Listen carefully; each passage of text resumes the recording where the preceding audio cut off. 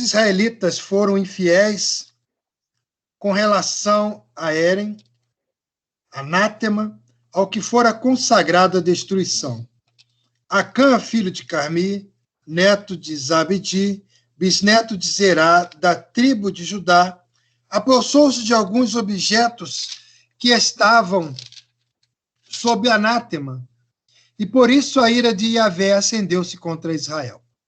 Aconteceu que Josué enviou homens de Jericó em direção à cidade de Ai, que fica próximo de Bet-Evan, a leste de Betel, e ordenou-lhes: subi e espionai a região. E eles subiram para explorar o território de Ai. E assim que voltaram a Josué, reportaram: não é necessário que suba todo o povo, mas apenas 2.000 ou 3.000 homens subam para atacar Ai. Nem se fadigue todo o povo, pois os seus habitantes não são numerosos. Sendo assim, foram deslocados para lá cerca de 3.000 homens que se puseram em fuga diante dos habitantes de Ai. Os habitantes de Ai chegaram a matar cerca de 36 israelitas e perseguiram todo aquele grupo de soldados de Israel, desde a porta da cidade até Shevarim, pedreiras, e na descida os derrotaram. Diante disso, o coração do povo derreteu, tornou-se como água e caíram em grande desânimo.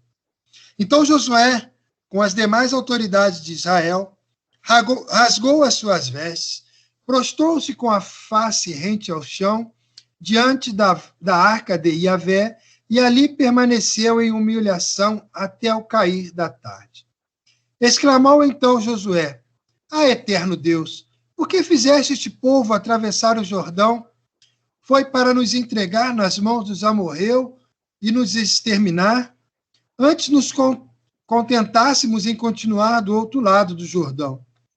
Perdoa, Senhor, mas o que poderei dizer agora que Israel foi derrotado e humilhado por seus adversários? Os cananeus e os demais habitantes dessa terra serão informados sobre este acontecimento, nos cercarão, aniquilarão o nome do nosso nome da face da terra. Que farás então pelo teu grande nome? Então Yahvé falou a Josué: levanta-te, porque permaneces assim prostrado sobre o seu próprio rosto. Ora, o povo de Israel pecou, violou a aliança que eu lhe ordenara. Sim, tomou do que era anátema, e até furtou para si, e também o escondeu e guardou entre as suas bagagens. Por isso os filhos de Israel não poderão resistir aos seus inimigos, e voltarão as costas fugindo de seus adversários, porquanto se tornaram a si mesmos anátemas, merecedores de destruição. Portanto, não estarei mais convosco, se não destruirdes do meio de vós o que foi consagrado ao extermínio. Levanta-te, pois, santifica o povo e proclamarás: santificai-vos para amanhã, pois assim diz Yahvé, o Deus de Israel: o anátema está no meio de ti, ó Israel, não poderás enfrentar teus inimigos até que não tenhas eliminado o anátema do vosso meio. Portanto, vós vos apresenteis amanhã a raiar do dia por tribos, e a tribo de Yahvé houver determinado se apresentará por clãs. E o grupo de famílias que o Senhor houver designado se apresentará por famílias, e a família que o Eterno houver apontado virá à frente, um homem de cada vez. Enfim, aquele que for pego com os objetos sobre anátema será queimado no fogo com tudo que lhe pertence, porquanto violou a aliança do Senhor e cometeu terrível infâmia em Israel. Resumo dessa história, meus irmãos, vem logo após o povo ter cruzado o Rio Jordão, atravessado o Rio Jordão, de frente a Jericó. O povo, então, tem uma grande vitória sobre a cidade de Jericó. Os irmãos conhecem bem essa passagem. E o povo, então, estava extremamente confiante no Senhor depois dessa vitória diante de Jericó. Mas agora, mais uma vez, o povo está diante de uma outra guerra, agora sobre a cidade de Ai. E como nós vimos nesse texto, Josué então envia alguns batedores para ir à frente, para espionar aquela terra. E como eles já, de antemão, já estavam sabendo que a vitória era certa, porque, afinal de contas, Deus havia dado a eles aquela terra. E depois da vitória diante de Jericó, eles não poderiam esperar outra coisa. Mas, infelizmente, para eles, não foi isso que aconteceu. E eles se deparam agora com uma dura derrota.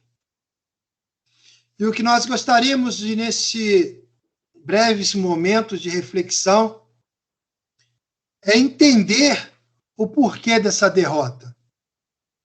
Se era a vontade de Deus que eles ali se estabelecessem na terra que lhes fora prometido, depois da grande vitória sobre a cidade de Jericó, uma cidade tremendamente fortalecida pelas suas muralhas, e Deus, então, coloca aquelas muralhas abaixo. E agora, diante de uma pequena cidade de Ai, e segundo o relato dos próprios espias que ali foram, eles falaram, não precisa nem mandar todo o povo lá, mande 2.000, que já será suficiente para que a gente consiga essa vitória, né? Então, era tranquilo, 3.000, 2.000, 3.000, como diz o texto lá no verso 4. Sendo assim, foram deslocados para lá cerca de 3.000 homens. Então, era uma cidade pequena, não tinha uma muralha, mas eles, então, foram derrotados.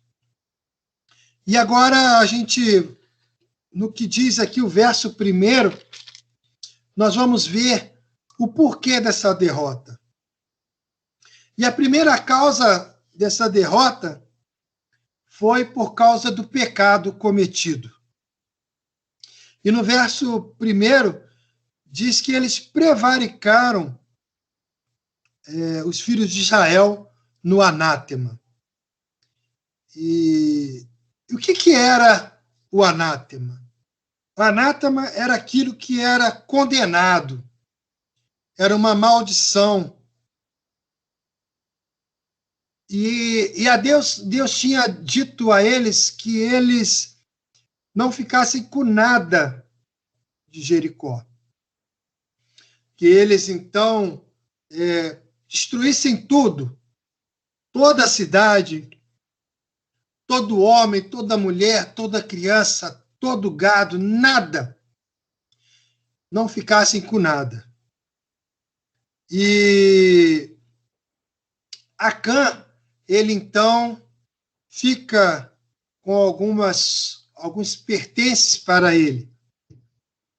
E esse pecado era um pecado oculto para todo o povo, porque foi algo cometido por Acã.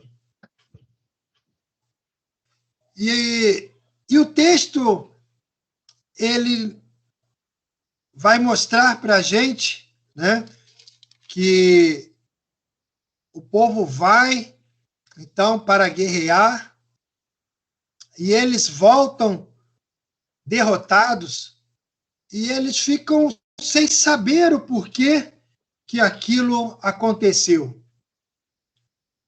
Eles não entendiam o porquê daquela derrota.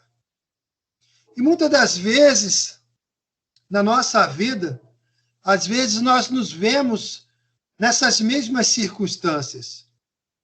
Às vezes nós entendemos que Deus tem algo para a nossa vida, que Deus nos prometeu algo, E, no entanto, nós somos derrotados diante das dificuldades, diante de algo que está à nossa frente, nós nos vemos derrotados. Então, nós ficamos sem entender por que daquilo. Por que nós fomos derrotados se nós tínhamos certeza de que Deus tinha algo tão grande e tão especial para a nossa vida? E muitas das vezes nós não nos lembramos, muitas das vezes, deste pecado que está oculto na nossa vida. Assim como o pecado estava oculto para o povo de Israel, porque Acã havia escondido aquela capa, uma capa babilônica, havia escondido ali um punhal na sua tenda. E assim como o povo não sabia daquele pecado oculto, muitas das vezes na nossa vida há um pecado que está oculto na nossa vida e que nos faz ser derrotados.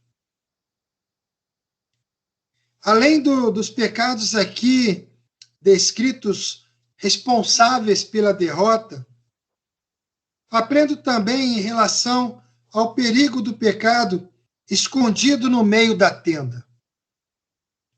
E o que isso tem a ver com a nossa vida?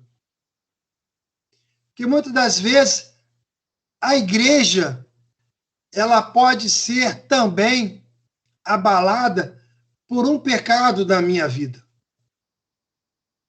Muitas das vezes o meu pecado oculto, o qual a igreja não tem conhecimento, leva a igreja também a uma derrota. O pecado que eu cometo na minha vida, ela vai também gerar consequência no seio da nossa igreja. E o que eu quero que a gente poderia estar refletindo nesta noite? Que às vezes a nossa igreja, temos determinados planos, determinados projetos, e às vezes esse projeto ele não vai para frente. E às vezes a gente não entende o porquê desse projeto não ir para frente. Então, há de haver em cada um de nós que a gente possa fazer uma autoanálise e ver se, por um acaso, se não é um pecado oculto na minha vida que está fazendo com que a minha igreja seja derrotada. Além de eu ser um derrotado, eu também levo uma consequência para o crescimento da minha igreja e para a vida espiritual da minha igreja. Porque às vezes a gente pensa num crescimento numérico, mas também tem um crescimento espiritual da igreja. Então a gente precisa fazer uma autoanálise para que Deus possa extirpar da minha vida, do seio da igreja, qualquer pecado oculto. E às vezes a gente tem tendência, às vezes, a gente colocar um pecado, como a gente faz normalmente nas nossas orações. Senhor, perdoa os meus pecados. E aí você faz aquele pacote, ou como a gente normalmente faz, quem lida muito com computador, sabe muito bem disso. Quando você quer enviar, às vezes, um arquivo que é muito grande, você então faz você vai compactuar esse arquivo. Você faz um arquivo zipado, né, o que a gente chama. Então, aquele arquivo que a gente quer maior, que a gente quer mandar, que é muito grande, quando a gente zipa ele fica pequenininho, então a gente pode enviar isso para alguém com mais facilidade. E às vezes a gente quer fazer a mesma coisa com Deus, a gente quer zipar todos os nossos pecados, quer mandar para Deus, porque no meio daquilo tudo tem algo que está oculto que eu não quero que Deus descubra. E é preciso, então, que eu me abra diante de Deus e coloque todos os meus pecados, inclusive aquele pecado que eu escondi dentro da minha tenda. Aquilo que às vezes eu não quero colocar diante de Deus um por um, porque eu quero continuar com Ele. Mas é preciso que a gente entenda que esse pecado que está oculto, ele vai me destruir e vai destruir a minha igreja. Ele vai destruir a minha família. E a consequência da vida de Acã, os irmãos podem ver depois no decorrer do texto, mais para frente, a partir do verso 16, qual foi as consequências deste pecado oculto na vida de Acã. Não só ele, mas como toda a sua família, todos os seus servos, seus bens, tudo isso foi a consequência de um pecado oculto. Então, quando eu tenho na minha vida algo que muitas das vezes eu não quero extirpar da minha vida, a gente precisa entender que isso vai ter sérias consequências para a minha vida, para a vida da minha família, e nesse contexto todo também para a vida da minha igreja. Uma outra causa que nós podemos perceber através do texto, que foi causa também desta derrota, foi porque, além do pecado cometido, foi também porque eles não consultaram a Deus.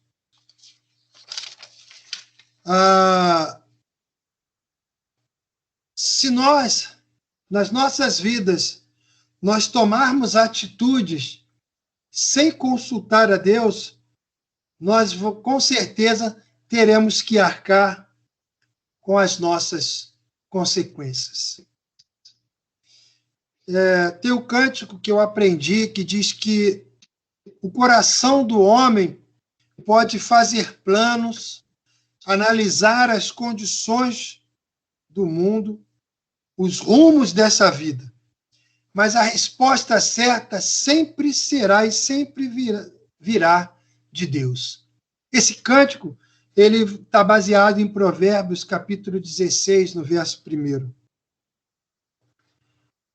Tudo que nós fizermos, nós precisamos consultar a Deus antes. Se nós formos analisar o texto, nós vamos ver que no capítulo 2, diz que aconteceu que Josué enviou homens de Jericó em direção à cidade de Ai.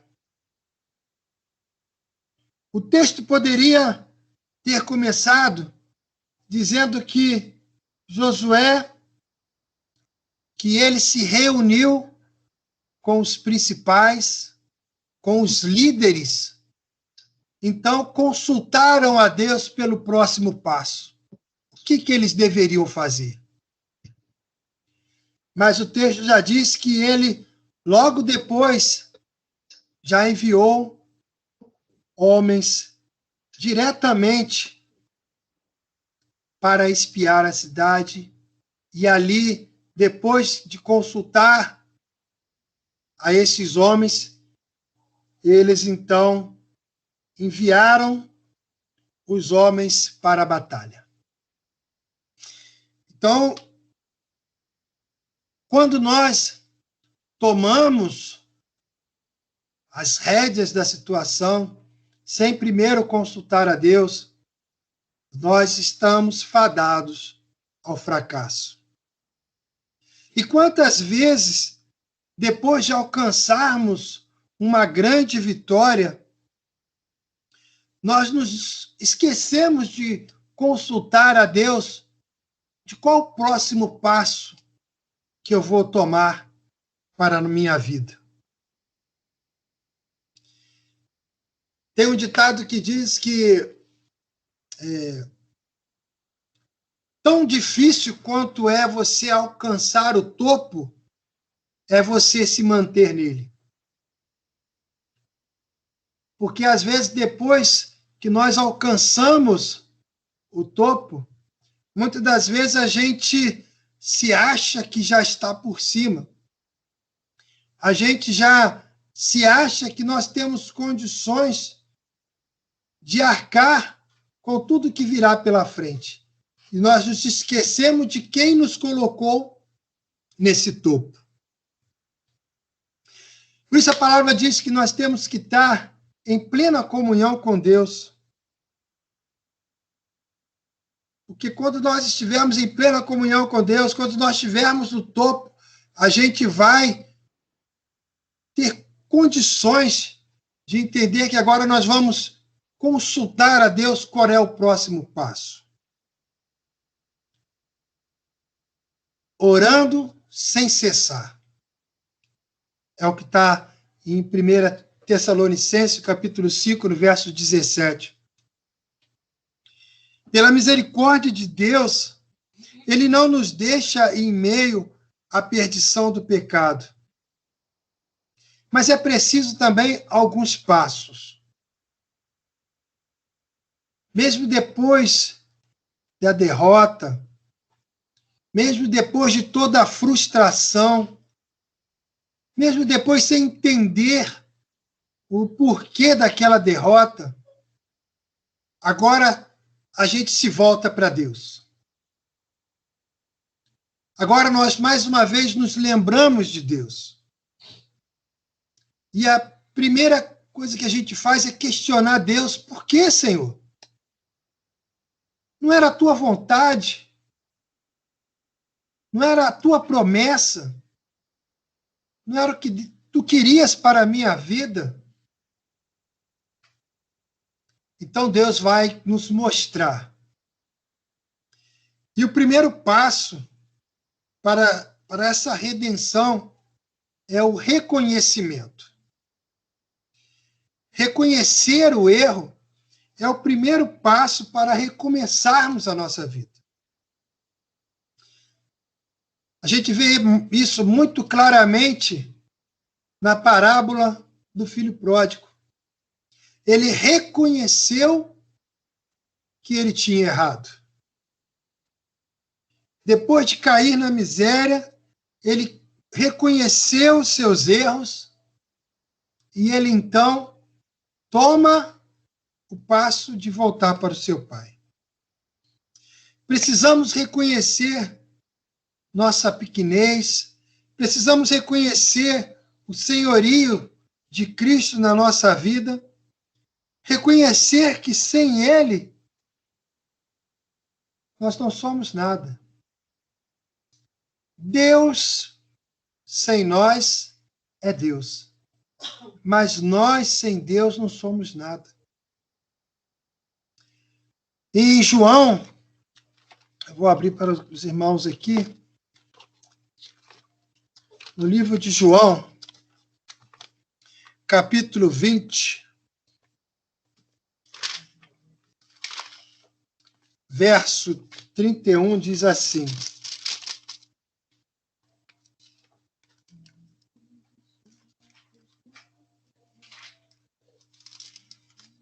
Estes, entretanto, foram escritos para que saibais, para que possais acreditar que Jesus é o Cristo, Filho de Deus, e para que, crendo, tenhais vida em seu nome. Sem Ele, não há nada. O segundo passo é humilhar. Sem humildade, não há como tocar o coração de Deus. A atitude de Josué demonstra o nível de humildade. O fato que está aqui no verso 6 diz: Então Josué, com as demais autoridades de Israel, rasgou as suas vestes, prostrou-se com face rente ao chão diante da arca do Senhor e ali permaneceu em humilhação até o cair da tarde. Veja que agora, quando eu falei que Josué não havia orado, não havia reunido o povo, veja a diferença agora, a partir do verso 6. Josué, juntamente com as demais autoridades, agora, ele junta toda a liderança de Israel, se humilha diante do Senhor, ele rasga suas vestes, ele coloca seu rosto ao chão e permanece ali em humilhação, em humildade diante de Deus. Era um costume da época rasgar-se, cobrir-se de cinzas sobre a cabeça, que demonstrava intenso pesar, luto, dor. E agora, então, ele reconhece diante de Deus todo o pecado. E ele agora se humilha. O salmista, no capítulo 51, no verso 17, diz: o verdadeiro e aceitável sacrifício ao Eterno é o coração contrito, coração quebrantado e arrependido jamais será desprezado por Deus. Quem diz isso é o salmista Davi. Os irmãos sabem que com todo o pecado que Davi, ele está falando isso aqui de experiência própria. E Davi foi uma pessoa especial diante de Deus. E ele agora está falando de experiência própria, que um coração contrito, um coração quebrantado e arrependido jamais será desprezado por Deus. Além do reconhecimento do erro, da humilhação, tem um outro passo, que é o passo da santificação. A santificação é um processo que todo cristão tem de vivenciar na sua vida. Nós aceitamos Cristo como nosso Senhor e Salvador, nós nos arrependemos, nós nos humilhamos diante da cruz, e agora que eu estou salvo, eu vou simplesmente relaxar. Eu vou simplesmente levar uma vida tranquila, sem me preocupar. Não. Há um processo de santificação. A salvação adquirida no ato da conversão não é o estágio final da vida cristã. Muito pelo contrário, é o começo do processo da santificação. Eu agora vou viver a minha vida buscando santificar-me, porque o meu Deus é santo. Eu vou alcançar toda a plenitude na eternidade, mas eu preciso buscar uma vida de santidade, enquanto aqui nós estivermos vivendo.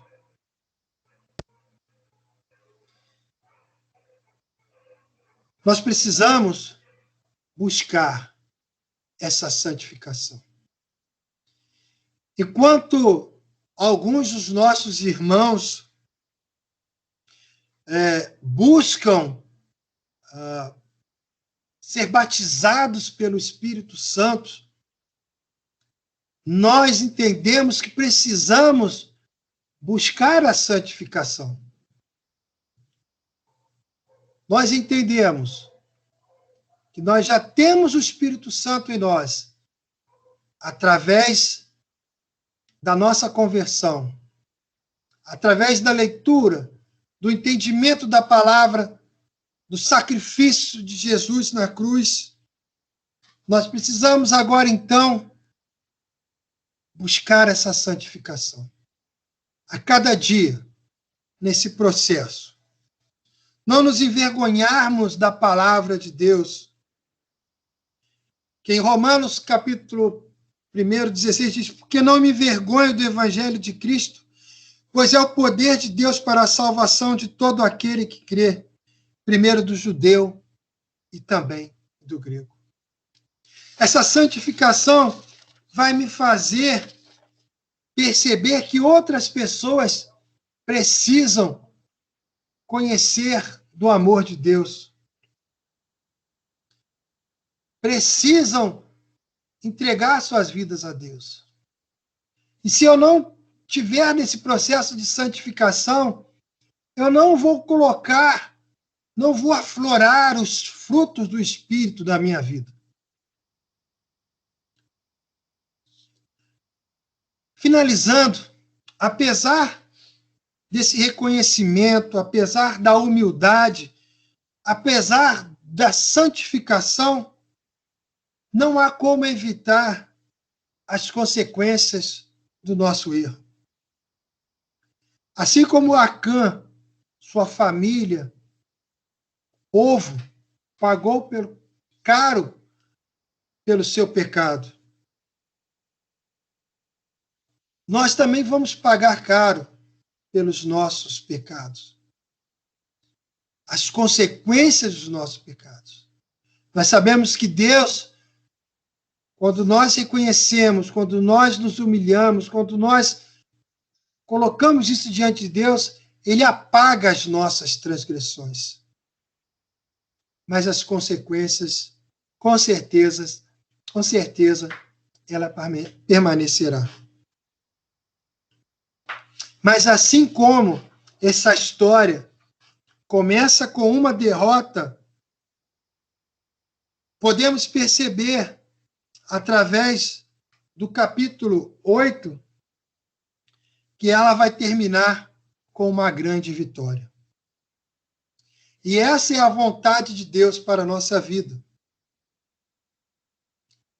Que apesar de muitas das vezes nós nos sentimos derrotados, nós temos condições de reverter essa derrota, nos levantarmos e alcançarmos grandes vitórias na nossa vida. Porque essa é a vontade do nosso Pai, pois Ele mesmo nos disse que somos mais do que vencedores por aquele que nos amou. E que os irmãos possam, a cada dia, buscar nessa sua santificação, entender todo esse processo que nós precisamos passar aqui neste mundo. Reconhecer o nosso erro, nos santificarmos, nos humilharmos diante da potente mão de Deus e procurar não cometer os mesmos erros que foram cometidos. Do pecado oculto, que muitas das vezes leva a minha vida, a minha família e a minha igreja ao fracasso, e também de consultarmos sempre a Deus em tudo aquilo que nós fizermos. Que o Espírito Santo de Deus possa completar no coração de cada um dos irmãos dessa noite aquilo que não foi dito pela minha boca. Que nós possamos nos desarmar, colocar em prática todo o ensinamento que o Espírito Santo colocar em nossos corações. Amém?